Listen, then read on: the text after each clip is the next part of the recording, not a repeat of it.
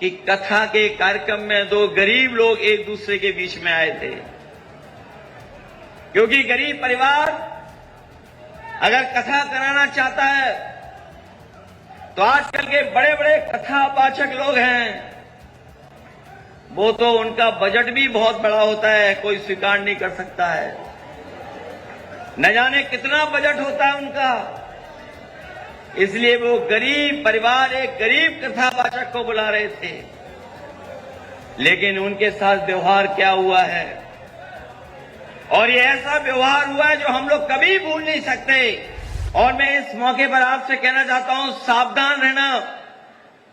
ये समाज में इनके लोग ऐसे बैठे हुए हैं जो समय समय पर हमें और आपको अपमानित करते हैं।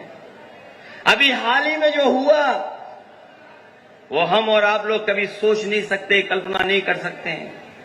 जो लोग विकसित भारत का सपना दिखाते हों, जो लोग ये कहते हों कि दुनिया में हम विश्व गुरु बन जाएंगे, जो लोग हमें आपको झूठे आंकड़े दिखा करके ये कहते हैं कि हमारी अर्थव्यवस्था दुनिया में तीसरे नंबर पर पहुंच गई है, तो सोचो उनके लोग हमारे आपके पीढ़ी परिवार के लोगों के साथ कैसा व्यवहार कर रहे हैं।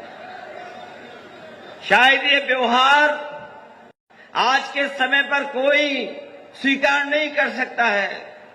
और सच्चाई तो ये है कि कथा के कार्यक्रम में दो गरीब लोग एक दूसरे के बीच में आए थे, क्योंकि गरीब परिवार अगर कथा कराना चाहता है तो आजकल के बड़े बड़े कथावाचक लोग हैं, वो तो उनका बजट भी बहुत बड़ा होता है, कोई स्वीकार नहीं कर सकता है।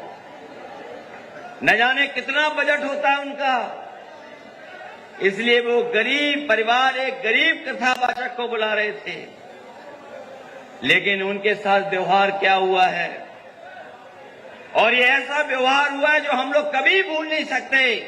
इसीलिए समय समय पर हम लोग जगाते हैं आप लोगों को और समझाते हैं कि ये भारतीय जनता पार्टी के लोग संविधान से नहीं चलना चाहते हैं, इनका रास्ता कोई और है। वो रास्ता है जो कभी कोई एक मनु महाराज आए थे जिन्होंने गड़बड़ किया था, उसी रास्ते पे चलना चाहते हैं।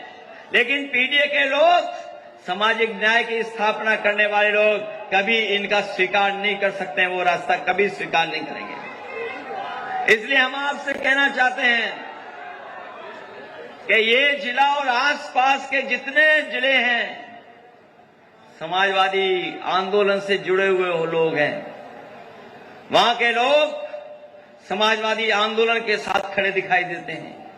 अगर आजमगढ़ ने 10 में से 10 विधानसभा जिताई तो गाजीपुर में भी हम लोग 10 में 10 वो 5 की 5 सीटें जीते। बगल के अंबेडकर नगर में भी हम लोग 5 की 5 सीटें जीते। और जब लोकसभा का चुनाव आया, जो आंदोलन तैयार हुआ, जो समीकरण बना, जो इंडिया गठबंधन का कार्यक्रम शुरू हुआ, इंडिया गठबंधन जुड़ा और पीडीए की आवाज उसमें जुड़ गई, तो सोचिए कितनी सीटें हम लोग जीते हैं। अभी तक की सबसे ज्यादा लोकसभा की सीटें समाजवादी पार्टी हम लोग मिलकर